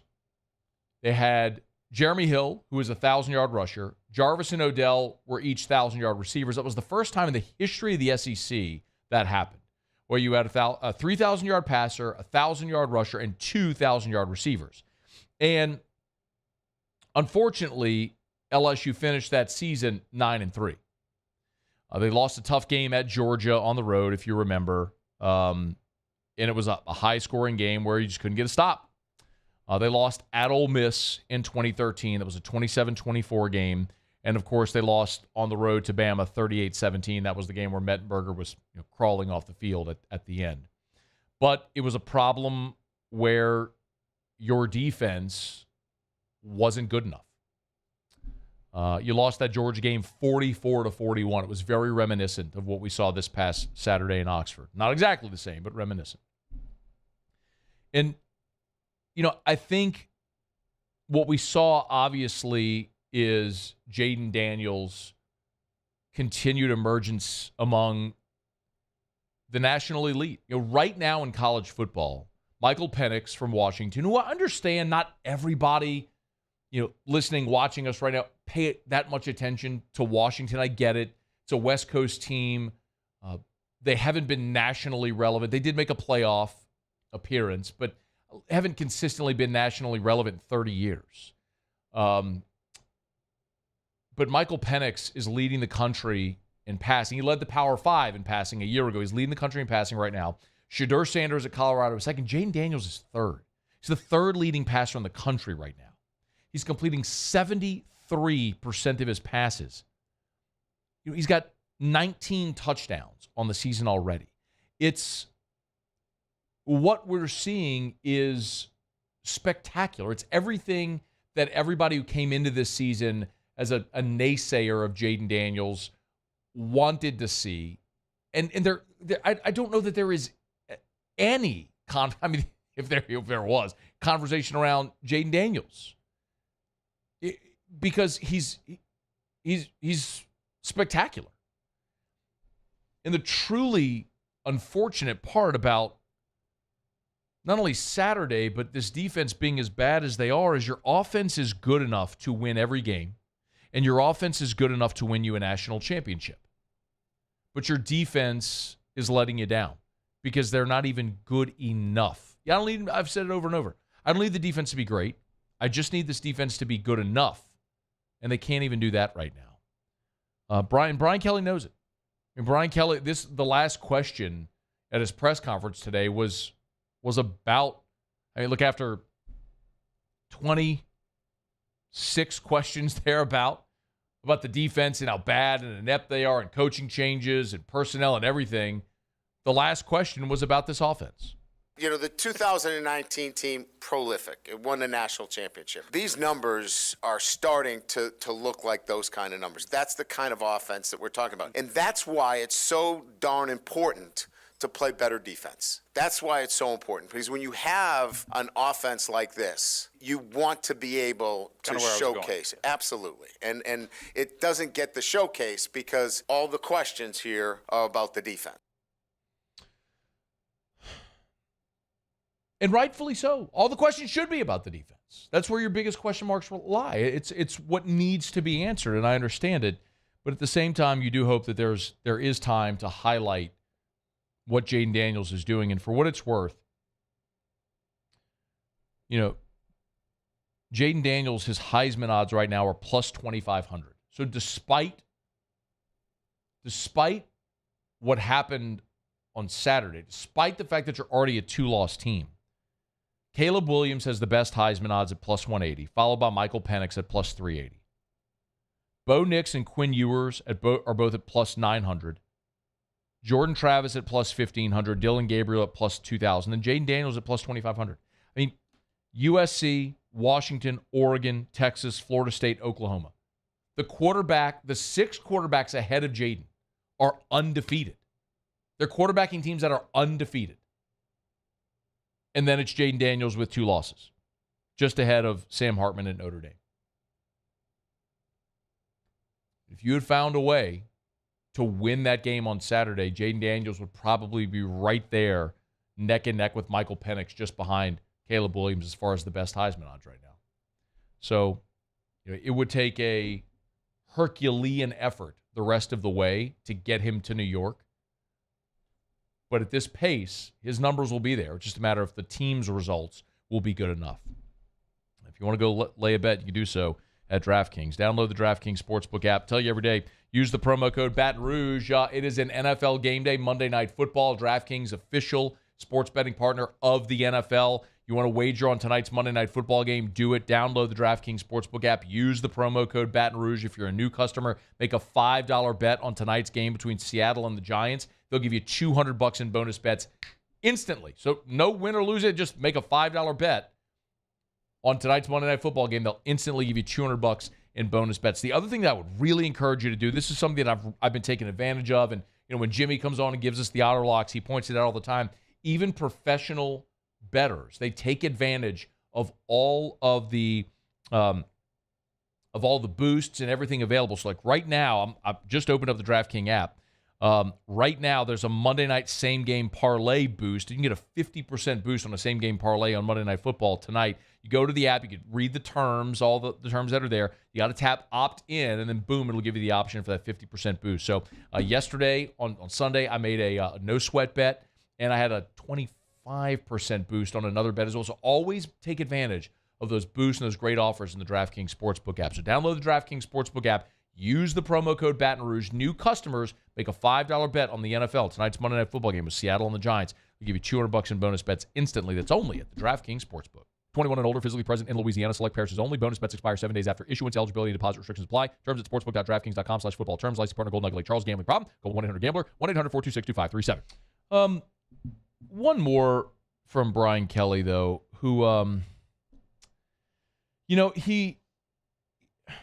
trying to find it on this. He was talking about the rest of the season. I don't, like looking forward and all is not lost and what they still have to play for. I don't know if you have. Do you have that one handy? Because I understand the offense being what it is. No, I'm sorry. Play post game number 13. Play post game number 13, if you would. This was Brian Kelly after the loss to Ole Miss. Listen, we're not canceling the season, okay? We're going to be there, and we're going to work our tails off to get better. And it was gut-wrenching. It was difficult of a loss, and our guys felt it too. And we're going to go back to work, and we're going to work our tails off to get better. And we're going to work to get our offense even better. And hopefully that will be good enough to go up to Columbia and go back on the road in an SEC matchup against a really good football team and get a win. It is interesting, the parallels between where LSU is now and where they were a year ago at this time after the Tennessee loss. You got blown out 40-13 by Tennessee at home. Wasn't even that close. You went on the road a week later. You found a way to beat Florida in a high-scoring game, 45-35, I believe was that final. And you got on a roll, and you beat Bama, and you carried it through. The offense is there. The offense is plenty good enough. The defense has got to find itself. I know I'm stating the obvious, but I'll say it again. For me, you've clearly identified the ceiling of some of your transfers, that athletically, there with that lower ceiling where it is. You got a much higher ceiling with some of these young guys. I feel like you need to see more of Ashton Stamps, LaTerrence Welch, Whit Weeks, Ryan Yates, the guys that they've shown they trust to get on the field. You need to see more of those guys. All right, we will talk to Christian LaCouture, who was on that 2013 team we referenced. And, of course, also was on staff when Pete Jenkins came on to staff and then was playing when Pete Jenkins came under Ed Ogeron, was on staff with Coach O, knows Coach Pete as well. How do they start to fix this defensive line? So we'll talk about that with Christian LaCouture in about 18 minutes. We'll knock out a quick break. College football takeaways, we'll get to that. You can always get in your calls, texts, emails, tweets, fire away. You can tweet us at Matt Moscona or X us as Hey, George Twitter. would say. Not Twitter. Hey, X world. Or you can text the show on the 225-396-4400, 396-4400, 396-4400. Okay, it's after further review. Stay with us. It's AFR. AFR. Get Gordon and get it done. Gordon McKernan, injury attorney. Saw a Grubbin with G that's up right now with Mason Smith. Of course, big number 0 coming off the injury. Disappointing a year ago, but getting back on the field, rounding into shape, and hopefully getting that defensive line rocking and rolling. You want to check out the latest Grubbin with G, you could do it. Talked about how he ran. Mason, a little bit of a spoiler. In this Grubbin with G, Mason talks about how he ran 19.1 miles per hour this offseason. Big man, moving at that speed is impressive. Check out Grubbin with G, and you can get the full interview on YouTube. Or go to any of Gordon's social media channels, just at Get Gordon on any of the social medias. If it's Twitter or Facebook or Instagram or TikTok, at Get Gordon. Follow him. Great content. You'll really enjoy seeing it. Also, say all the time, if you've been injured in an accident, it's not your fault. You know what to do. Get Gordon and get it done. Call 888-8888. That's 888-8888. Or go to getgordon.com. That's getgordon.com. You know what to do. Get Gordon and get it done. Scooncha, fall in the air. Fall is right around the corner, which means fall fishing is, which means it's time for you to take your boat to the next level with front-to-back boat service in a bunch of different ways. You want a custom stair job, you can have a ton of fun out there on the water. They can do that. What about a spot lock trolling motor? So you stay right where you need to in casting lines. Or sonar that's let you see the fish under the water before you cast. all of your maintenance needs as well. For 38 years, they've been at it and will continue to do so. The Sherman family, a front-to-back boat service. The importance of doing this fortified program and offering it to people down here is, number one, the only real chance you're going to get to do this is when you put on a new roof or build new. And through companies like HUDCO, who's kind of leading the way in this thing, it's going to offer the customers a huge advantage in the insurance market and the price of their insurance. You know, we're not looking to make a fortune off fortifying. We're trying to give you a better product than our competitor at the moment. I'm trying to do something that he can. I'm trying to give you something better. So a lot of these insurance shops, you're getting a re-roof, you're only paying your deductible. Let's sit down and talk about the fortified and let's see what it does to your insurance premium. You're getting a steal. Yeah. You're getting a brand new roof and a fortified certificate for your deductible, essentially. I think we're rocking and rolling.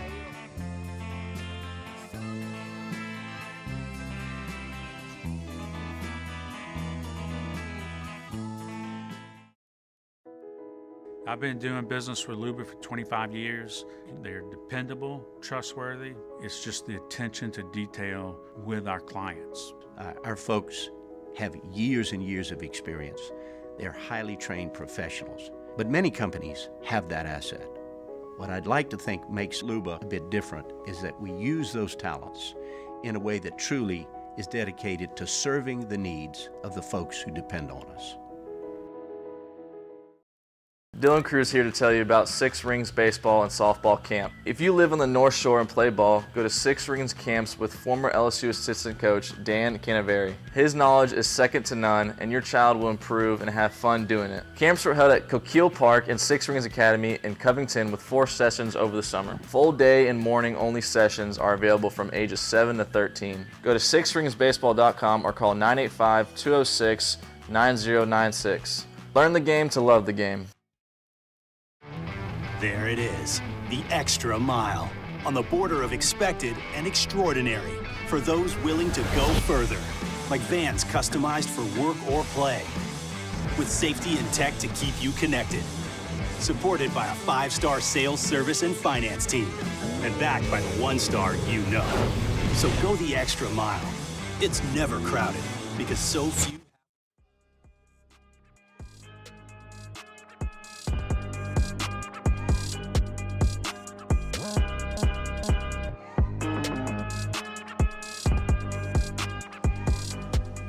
After further review with Matt Moscona, presented by Relief Windows. Windows, doors, siding. Call 288-8138 or visit reliefwindows.com. Remember, you can always text the show on the 225-396-4400, 396-4400. Austin texted and said, hey, Matt, what has changed since the first half of the Florida State game? That defense looked SEC caliber.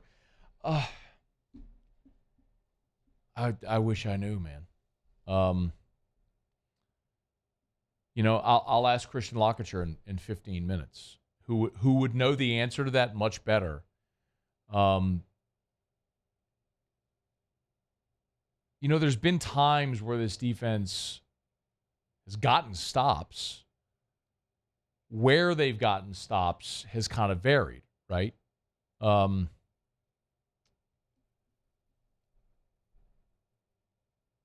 They got a stop early in the game on Saturday. Ole Miss took the opening kickoff, went down and scored. You had a 13-yard run by Logan Diggs on first down. Your second play, you're at your own 38-yard line. You throw the deep shot to Chris Hilton. He dropped it. And then you end up punting there. They got the ball, and you actually forced a 3-and-out. Major Burns came up with a big pass breakup, big tip at the line. So you forced a 3-and-out on the second possession. Believe me, the defense was atrocious. I'm not sitting here validating anything for the defense. My only point is, and then like a week ago against Arkansas, we talked about it. They had possessions down to the 1, the 5, the 11. You held them to 3. On the opening possession of the game, they had 4th and goal at the 4.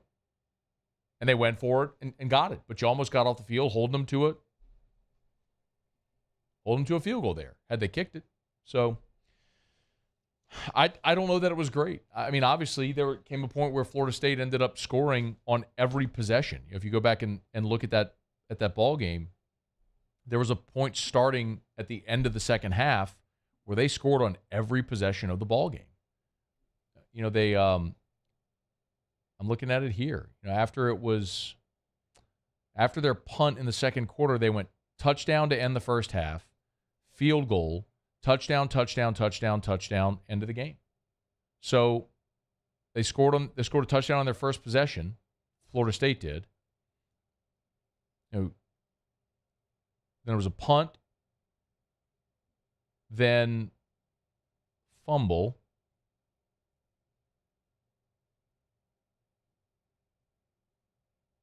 They punted again. And then, so, I mean, you got 3 stops. You got 3 stops in the game. I mean, that's actually pretty standard what LSU's getting. You're getting about 3 stops a game. I mean, I think it's just you got to hold them to 3s instead of 7. So I don't know that it was dramatically different, although they did anything dramatically different. All right, it's after further review. We're brought to you by the Williamson Eye Center.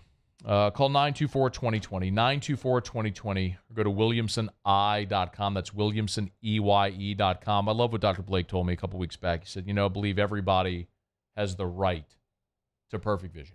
Everyone should be able to see with perfect vision. And part of what I get to do here every day is help spread that word, to help people get to that end. If you've ever thought about refractive surgery, man, I cannot recommend it highly enough. Just go for that consultation. I had someone messaging me last week. It said, Matt, finally made the jump. I'm really, really nervous about LASIK or about putting a laser on my eye. He was just nervous about it. And that, for me, was my biggest hang-up. And I went and talked to Dr. Blake. And he was able to explain everything to me in a way that made me very comfortable. And also that statistically, LASIK is the safest elective procedure statistically in the history of mankind. And when I went through it, it was such a nothing. It was so easy. I just wonder, why didn't I do this 10 years earlier? But I did it when I did, 5 years ago, and I'm still seeing better than 2020. So call 924-2020, 924-2020, or williamsoneye.com for the Williamson Eye Center. Okay, we're going to talk to Christian LaCouture in about 10 minutes from right now. We do this on Mondays. We do our college football takeaways. Hit it, Muse. Another week in the books. What did we learn about the landscape of college football? All right, Muse, fire away. All right, so for my money, I learned that USC is the 3rd best team in the Pac-12. I'd take Oregon and Washington over them easily. I think Oregon's much more physical. I like the defense. The defense is really why. Obviously, Michael Penix has been fantastic at Washington, but I like their defense too. When you look at USC, they didn't have that killer instinct in the second half they needed against Colorado. Colorado ultimately just ran out of time in that ball game, and USC had a chance to really choke them out, and they didn't do it. Okay. Paulie? I was kind of looking at the SEC coaching hot seat with a little bit of update. Jimbo Fisher's feet's kind of cooled off a little bit. That's fair to say.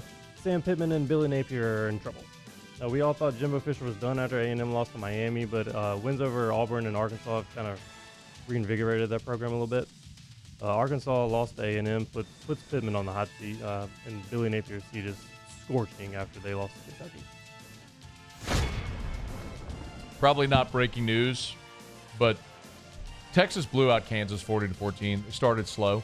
And as much as everyone wants to believe Texas isn't back and we're all waiting for them to fall and stumble and fall on their face, and this may be the week, Red River rivalry, Texas-Oklahoma will tell us a lot about both those teams. Texas not playing their best game and still blowing the doors off of a ranked Kansas team tells you what you need to know.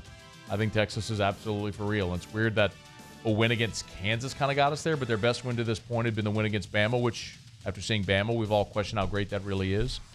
But Texas has taken on big challenges, home, road. It doesn't matter how they play, good or bad. They keep finding a way to win and win big. So I think Texas is for real.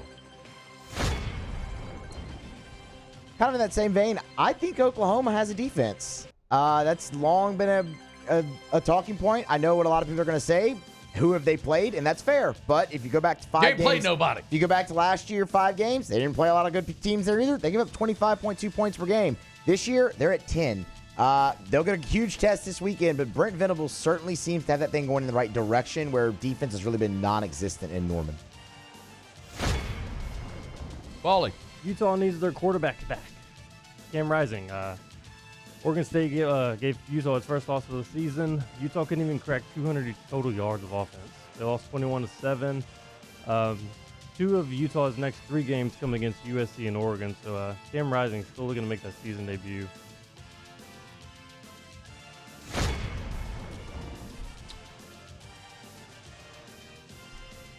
I hate to say it.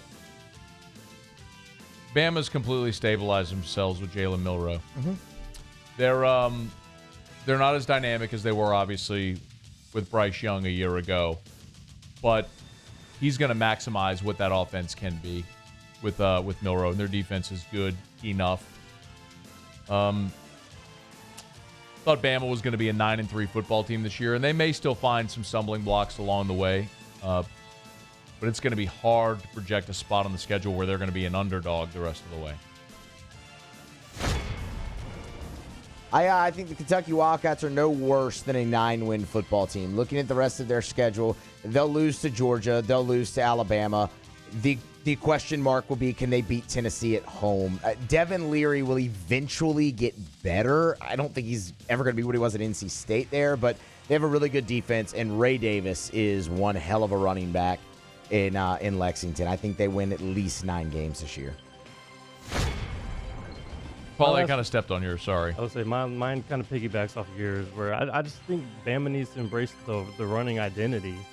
Milroe only threw the ball 12 times on Saturday. They ran it 43 times for nearly 200 yards. And Milroe was a huge part of that running game. So I think Bama just needs to embrace the running identity. I did want to point out, when you mentioned Kentucky, no less than 9 wins, I think the most interesting thing about Kentucky, actually, that game, Kentucky-Florida, I don't know if Kentucky is for real. What I know is Florida isn't. That's what that game taught me. I don't, because we've seen Florida look really bad against Utah, look really bad against Kentucky. The Tennessee win at home might have been a weird one-off where they played well, whereas maybe we were led to believe Florida was good because of the Tennessee win. Brother, that Kentucky, if you didn't watch a play of the Kentucky game, Florida got dominated. How much did Ray Davis run for? 280. 280. Could have been more. Probably should have been more. But there was nothing competitive about that ball game. So I don't know if that means Kentucky's really good, because Kentucky ain't played nobody. I mean, that was the first anybody Kentucky's played. They still got a lot to prove. What I know is Florida ain't good at all. Like, poof. The win last year against Utah for Florida and the win this year against Tennessee has been a little bit of fool's gold. People thinking maybe Napier has that thing further along than he really does because of those games. But what's been pretty evident is those two are the outliers. Those are the far and beyond the exception, not the rule. I think that's all of them. I know I went through 3. The other thing I was going to say, Central Florida, Cincinnati, Houston, new Big 12 teams, all still looking for their first Big 12 win. And BYU is 1-1 in the league, so BYU got their first Big 12 win. So keep waiting for those schools to get their first league win. Power 5 It is so weird to football. watch Baylor. It's not for everybody. Baylor against UCF. Baylor beat them 36-35. And Baylor stinks. Yeah, Baylor stinks. Fire Dave Aranda, bring him back to LSU. How about that? Cosign. It's after further review. All right, let me knock out a break. We're going to come back. We'll talk to Christian LaCouture, a former LSU defensive lineman, was on staff under Ed Ogeron, coached with and played for Pete Jenkins, was on that team in 2013 that we've talked about. I think should have a really good perspective on this team. So looking forward to having LaCouture with us. We'll do that next. It's AFR. AFR. Buying or selling, commercial or residential. Think real estate, think Darren James. And as we started to tell you last week, hey, give me a little tell me something good. Yeah, I got good news for you today. You don't have it anymore? Gosh dog it, Muse. Well, you clipped it. Do it again. Tell me something good. Here's something good. The Guaranteed Sale Program is back. It works like this. If you need to sell your home, you call Darren James. Darren's going to sit down with you. The two of you will agree to a price and a deadline. If Darren doesn't sell your home at that price by that deadline, he will have your home bought with cash, or he'll sell it absolutely free. What in the world do you have to lose? Nothing. The guy's guaranteeing he's going to sell your home. It's Darren James. 335-7666, 335-7666 or agent225.com. That's agent225.com. If you need to sell your home, you need the best. You need Darren James. Think real estate, think Darren James. Bayou Chrysler Dodge Jeep Ram has $12,000 off MSRP or 2.9% for 72 months on all new 23 Ram 1500 trucks in stock. All with Bayou's 1 million mile warranty. The crew at Bayou Automotive is going to do right by you. Life in Louisiana is a song. A symphony of sound, colors, and movement. Life is here, now. For life's moments, big and small, always there. The right card, the right care. Running Boards Marketing can help you get their attention. Imagine your brand's message on a giant LED billboard truck that can't be skipped and is nearly impossible to ignore. Running Boards Marketing is the leader in effective and affordable advertising on digital mobile billboards, which are 2 times more effective than traditional billboards. With a 97% recall rate, you'll leave a lasting impression with your customers.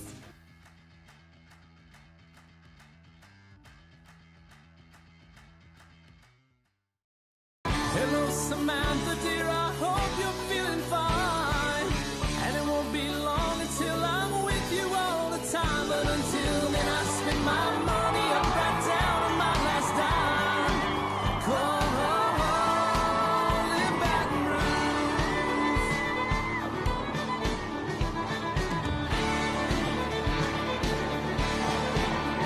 I'm ready, what you put me on through. Gotta send my love down to Scooncha, fall in the air. Fall is right around the corner, which means fall fishing is, which means it's time for you to take your boat to the next level with front-to-back boat service in a bunch of different ways. You want a custom stair job, you can have a ton of fun out there on the water. They can do that. What about a spot lock trolling motor? So you stay right where you need to in casting lines. Or sonar that's let you see the fish under the water before you cast. All of your maintenance needs as well. For 38 years, they've been at it and will continue to do so. The Sherman family of front-to-back boat service. Gulf Coast Office Products is a nationally recognized Savin office equipment dealer based right here in Louisiana. Over 100 employees strong, Gulf Coast has the boots on the ground to support all vertical markets, from education, engineering, legal, and finance. With the latest in office technology, from desktop to production segment units, Gulf Coast and Savin have the perfect fit for you. Call 225-756-2644. That's 756-2644 for Gulf Coast Office Products. Step inside an Infiniti QX50, and you'll find a suite of driver-focused features tailored to your...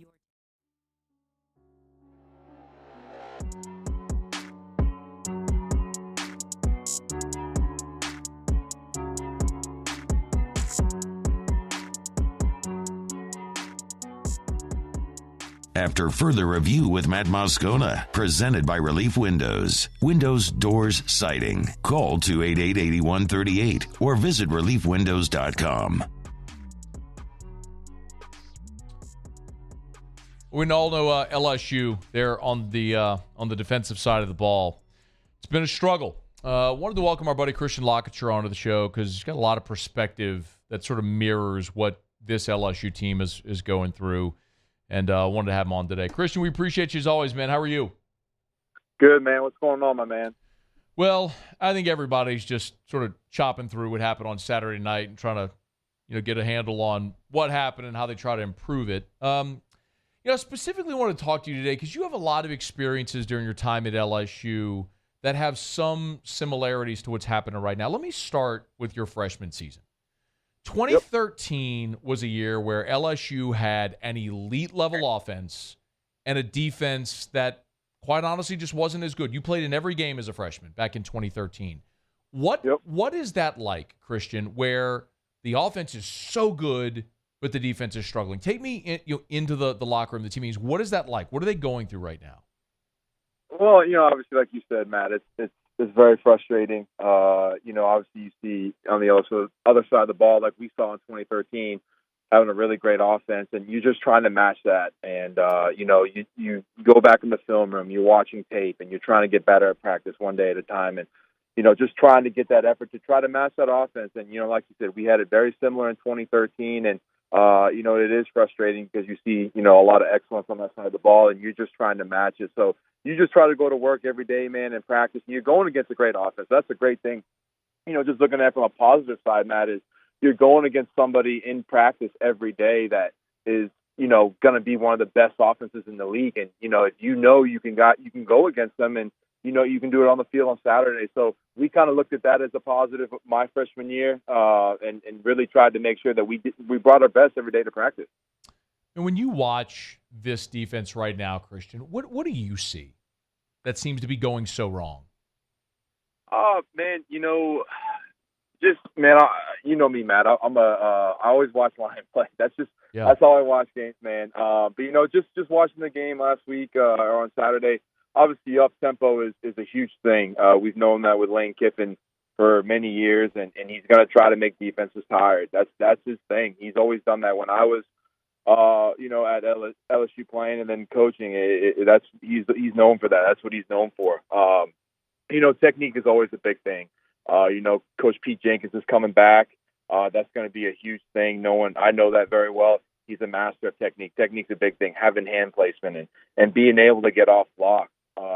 Just even though you got the B gap, it's okay to cross over into the A gap if he's committed to that gap, and just being able to play your gap and own it and do stuff like that. And for me, that's kind of the biggest thing is just attention to detail on that point, and tackling obviously was a big thing. And Matt, this in SEC play, you can't just have one guy at the ball. We all got to be running to the ball and making sure that you got 2, 3, 4 guys trying to bring these guys down and getting back up. And what's the play? Because you got an up-tempo offense. So obviously tackling was a big thing, and I think Coach Kelly talked about that. I saw that earlier. Technique and just being able to match the up-tempo, like I was talking about earlier. So I think those are some of the big things I saw. I want to talk a little more about Coach Pete because so you were injured in 2016 when, of course, Ed became the interim coach and immediately brought Coach Pete in, and then Coach Pete was on staff in 2017, the year you came back. What's it like playing for Pete Jenkins?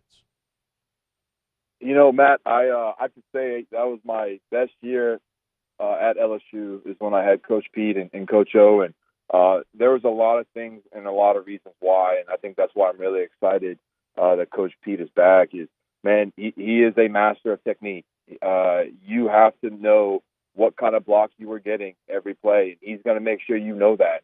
Whether it's going to be an outside zone, you know exactly what block you get. Inside zone, you know what you're going to get. Whether it's a combo, he's going to make sure you know that just based off those guys' first couple steps on the offensive line. Hand placement is huge. He always talks about having great hand placement. Inside hands are always going to win. I know that. I mean, I can still hear him saying it to this day. So I know that's always been a big thing with him. And playing with a base, in SEC play, you're going against big guys, and you're going to get those combo blocks. You're going to get guys banging off you, working up to the next level. You got to make sure you're playing with a base. If not, you're going to get bumped out of your gap, and they're going to take off, and they're going to try to exploit that. And then, another thing for him, he always made sure that we knew playing primary and secondary gaps, owning your primary gap. And when you had that man locked out and you saw that running back commit, it's okay to cross over and come in and make that play. So that was always a big thing, playing primary and secondary gaps, not just playing, stuck in one gap, being able to cross over and make the play and help the defense out. Is it, Christian LaCouture is our guest. Christian, is it realistic to think, though, that Coach Pete coming in, 4 games into the year, that there can be an immediate impact, or is this stuff that takes time to develop? Well, obviously it's going to take time, Matt, but, I think Coach Pete, he's going to have a great group to work with. He's got a lot of talent on that line, and you got guys there that are hungry and obviously, upset about the loss this past weekend, and they're going to be motivated to work, and I think that's the best kind of combo to have. You're going to have a lot of talent there that's really hungry and wants to get better, and I think that's the exciting thing, and having the knowledge of Coach Pete and what he can do. I saw it firsthand, and I know a lot of my buddies saw it firsthand of how much attention to detail they are going to get every single day. He's a master of his craft, man. He makes sure that the guys know what kind of blocks they're going to get every day. Having a rush plan, knowing what kind of blocks you're going to get from these offensive linemen on third down and not just first down, third down, Matt, and how are you going to beat those blocks? His biggest thing is just having a plan in the run game and the pass game, and that really excites me for those guys because I know they're going to be ready. When it comes on game day, it's really exciting to see. Christian, the other thing too is, I think about this, all the voices that these defensive linemen have heard since spring. So you start spring, and Jamar Cain is the defensive line coach. Middle of spring, he takes the job with the Broncos. Gerald Chapman becomes the interim defensive line coach. Then they hire Jimmy Lindsey. And unfortunately, Jimmy Lindsey has a medical episode, and then they move John Jancic to coach defensive line. And now you're bringing in Coach Pete. So that's 5 different voices since spring started. How make sense of that for me? Like, how does that impact defensive linemen when you have that many different voices since spring? Yeah, I mean it's a lot. It's not ideal, Matt. You really usually don't like seeing that because I think a lot of times a lot of defensive line coaches try to bring their persona and know kind of, hey, this is kind of their thing of what they do, and obviously everybody's a little different. So you got to adapt and adjust, Matt. When you go in, you got to learn quickly, and obviously, Coach P coming in the season, you got to move a little bit quicker than spring. But I think the thing is you got to take time and do the extra, whether it's coming in before practice, whether it's staying after practice and watching film with him, or before practice. You got to get as much time as you can before that game starts, because, like you're saying, you had a lot of coaching changes, over since spring ball, but you got to move quick. You got 4 or 5, 5 days until the next game. How are we going to make sure we get as much info and a quick basis as you can? You got to kind of go above and beyond to make sure you're getting all that info from Coach Pete, because I'm telling you, it will pay off because he's such a great mentor. Hey, I want to ask you about Mason Smith. You recruited him. Yep. And we all know how physically outstanding he is. Yeah. But there's been a struggle there, and I'm curious too, because you did this. You came off a torn ACL and came back and played that position, and he's doing that now. Yeah. At what point did you feel, quote unquote, normal again? Yeah. Well, man, I think that's a very serious injury. To be honest, during my senior year, I mean, I would have to, I could still feel it at times. I knew it was fine. We had the best, training staff in the world, so they had us ready every day for practice or a game. But that is a very serious injury. It's a ligament, and it's something that you got to make sure is fine. And he's a big guy, and that's something that obviously you got to watch and make sure. But the thing I'm most excited about with Mason is he's going to get, as freakily talented as he is, he's going to get one of the best, if not the best, defensive line coach that has ever coached. So being able to play under pads and being able to have great hand placement and having a rush plan, having Coach P in his corner, I think is going to be the best thing he's ever had. So I'm really excited for him. Christian, when you watch some of the struggles Mason's had this year, what do you see? What do you think is the primary issue there right now, and is it fixable? Oh, yeah, it's definitely fixable. I think for him, it's just, coming to practice every day and continuing to working hard like I know he is. I know him very well, and I know his family, and I know he's a hard worker. And he busts his tail. I know he's busting his tail every day. I mean, he came back this quick off an ACL. It's no coincidence. He's a hard worker. So the big thing is he's a big body, like you were saying, Matt. Just being able to play under pads, and Coach Pete's got, he's got every drill for that. So, again, having Coach Pete in his corner is going to be big, and hand placement. Again, he's got very big, very long arms, and he's strong. Just being at the point of attack, playing with inside hands. We always talk about when I was there, inside hands will always win. And I think him using that and playing on people's pads, like we just talked about, he's freakily, talented and gifted. He does those two things. I think he'll be able to create a new line of scrimmage, no doubt. Christian LaCouture, former Tiger, number 18, working with our friends over at Mockler now, doing awesome things. Down in the Bayou, huh, man? Down in the Bayou, man, down in Houma. So it's going good, man. We still working and getting after it. So, Matt, we appreciate you and what you've done and supporting us. And it's been a pleasure, man, working with you, seriously.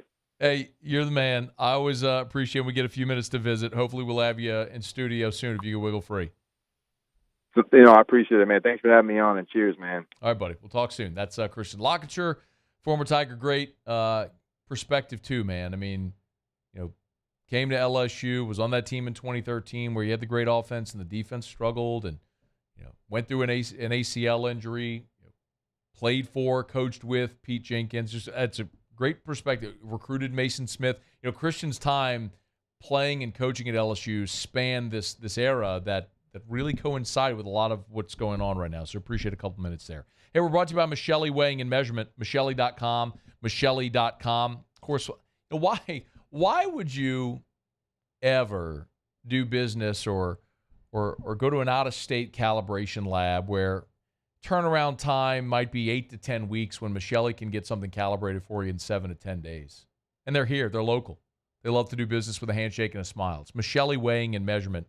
If you need your precision measurement devices calibrated, Michelli can help. Of course, everybody knows Michelli for the scales. They're our nation's largest distributor of scales. But when it comes to weighing and measurement equipment and services, they've been doing it since 1947. 76 years in business, still locally owned and operated. And by the way, they're always looking for technicians. So if you're thinking about a career instead of a job, Michelli Weighing and Measurement, go hit the careers tab at the top of the page, especially for our current and former military. They're part of the DOD bridge program that's helping active duty and retired military transition into civilian life. They can help you. It's Michelli Weighing and Measurement. Michelli.com, Michelli.com. All right, y'all, been a really good show. Honestly and obviously, not the most fun show that we're ever going to do, where there's just so much negativity surrounding what happened with LSU at an historically bad defensive day, and the Saints, which have lost back-to-back games, and you're really wondering about the future of the organization right now. So not the most fun day, but a day that sometimes you got to hammer through, and we appreciate everybody for being here with us. So if you missed anything, you know where to get us, AFR On Demand. You can check out the YouTube channels, the AFR YouTube channels, or just on your favorite podcast app, just search After Further Review, and you'll see a subscribe up and get the entire show podcast if you'd rather listen than watch. All right, y'all, we're going to knock out our final break. Come back, do some otter locks. Jimmy will join us. See if he's got a pick for Monday Night Football tonight with the Seahawks and the Giants. What a day yesterday for Jimmy Ott's Football Sunday. 4 of the 5 handicappers had the Buffalo Bills, so I went heavy on the Buffalo Bills. Of course, took the Dolphins out to the woodshed. But they were 8. Their picks on Football Sunday were 8-3. So heck of a day for Jimmy Ott on Football Sunday yesterday, if you're following along throughout the season. So we'll see if Ott's got a pick tonight on Monday Night Football with the Seahawks and the Giants. We'll get to that to wrap up a Monday edition of AFR next. Here, stick with us. AFR. Really, really glad to welcome Glow Resources to the AFR family. Glow Resources, they're a talent recruitment agency. If you need employee recruitment services, general recruitment services, or if it's professional placement, Glow can help. GLO, glowresources.com. They're local here in Baton Rouge, more than 30 years combined industry experience, but they service companies all over the country. Sometimes hiring managers can be a struggle. You need to call Glow Resources. And when it comes to hiring, it's not a one-size-fits-all process. They'll conduct the search. They can identify and deliver your potential future employees. They can even go all the way through the contract negotiations for you. It's Glow Resources. Learn more online at glowresources.com. That's GLO, glowresources.com. Call our friends today at Glow Resources. Bayou Ford has the new inventory to get you in a new Ford truck or SUV today, or customize your next vehicle just the way you want it. All new Bayou Ford vehicles come with a 1 million mile powertrain warranty. The crew at Bayou Ford is going to do right by you. Follow us on Twitter at 1045ESPN to cast your vote in the Citizens Bank and Trust Poll of the Day. Vote daily inside Off the Bench, live at lunch on Palmer. And after further review, Citizens Bank and Trust brings you the Poll of the Day via Twitter at 1045ESPN. When is a taco more than just a taco? When it's Government Taco. Voted best tacos 3 years in a row by 225 Magazine, Government Taco puts the most delicious spin on tacos the capital area has ever seen. With creative combinations like the Magna Carrot, the Filibuster, or the Steak of the Union. Plus perfect tortilla chips paired with the best salsa and queso you've ever had. And happy hour every day from 3 to 6 p.m. and all day on Thursday. Government Taco, 5621 Government Street. Was a humid day, barefoot children play, looking for that summer shade, time to slip away. Oh, Louisiana, some kind of hold on me, like cypress stumps, your roots are planted deep inside of me.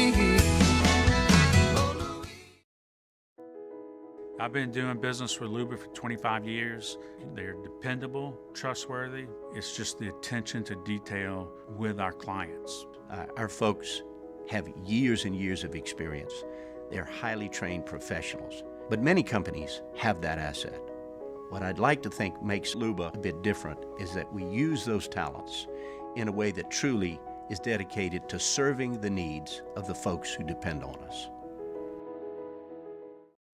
Dylan Cruz here to tell you about Six Rings Baseball and Softball Camp. If you live on the North Shore and play ball, go to Six Rings Camps with former LSU assistant coach Dan Canaveri. His knowledge is second to none, and your child will improve and have fun doing it. Camps were held at Coquille Park and Six Rings Academy in Covington with 4 sessions over the summer. Full day and morning only sessions are available from ages 7 to 13. Go to sixringsbaseball.com or call 985-206-9096. Learn the game to love the game. Running Boards Marketing can help you get their attention. Imagine your brand's message on a giant LED billboard truck that can't be skipped and is nearly impossible to ignore. Running Boards Marketing is the leader in effective and affordable advertising on digital mobile billboards, which are 2 times more effective than traditional billboards. With a 97% recall rate, you'll leave a lasting impression with your customers.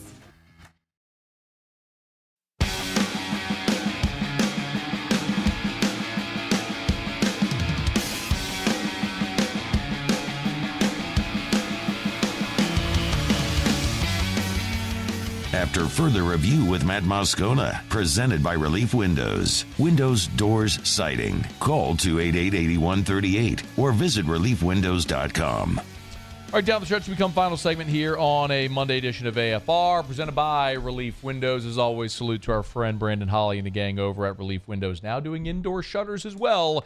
It's Relief Windows and reliefwindows.com. One thing left to do. Let's find out what we're betting on tonight. Time for Otter Locks. Otter Locks, presented by Lofton Staffing Services. At Lofton, we put people to work. Call us today at 924-0200 or go to lofton.jobs. So we turn to the one and only, the incomparable and often incomprehensible, the Ott Father himself, Jimmy Ott. Otter, congrats on a great day for you and the gang over at Football Sunday. Hope we got another winner tonight, man. How are you?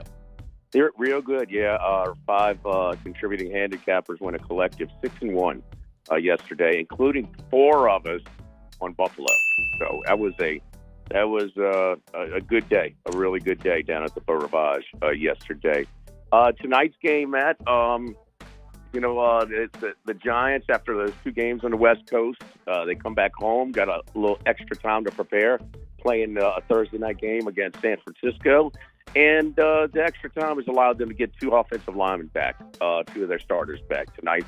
This line has been steadily climbing today from, now it's been 2.5 minus 115 to Seattle. So 75% of the tickets at DraftKings are on the Seattle Seahawks. I think there's some value here with the home dog, getting a little healthy, coming back again, and certainly they want to put on a better show at home for their fans than they did last time when they started the season against the Dallas Cowboys. So I like the Giants tonight as a home dog. By the hook?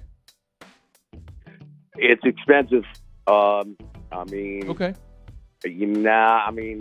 I won't. It's you to buy it off or on for 3 is, they charge you maybe an extra 30, 35 cents. Okay. So, you are getting a little juice. It's tempting though, huh? I mean, it's the hottest number in any NFL in 3 is a big deal. So I mean, you could split your bet, that. Take a little bit at 2.5, a little bit at 3. So that's a possibility as well. Well, we'll roll. Otter likes the Giants tonight. Some value there with New York catching 2 and a hook. Where are you tomorrow, Otter? Dozy Place. Awesome, man. Best steak you'll eat in Baton Rouge, man. Go check out Otter and Hanny over at Doe's Eat Place in Baton Rouge tomorrow around lunchtime. Thank you, man. We appreciate it. All right. Thank you, man. All right. Be well.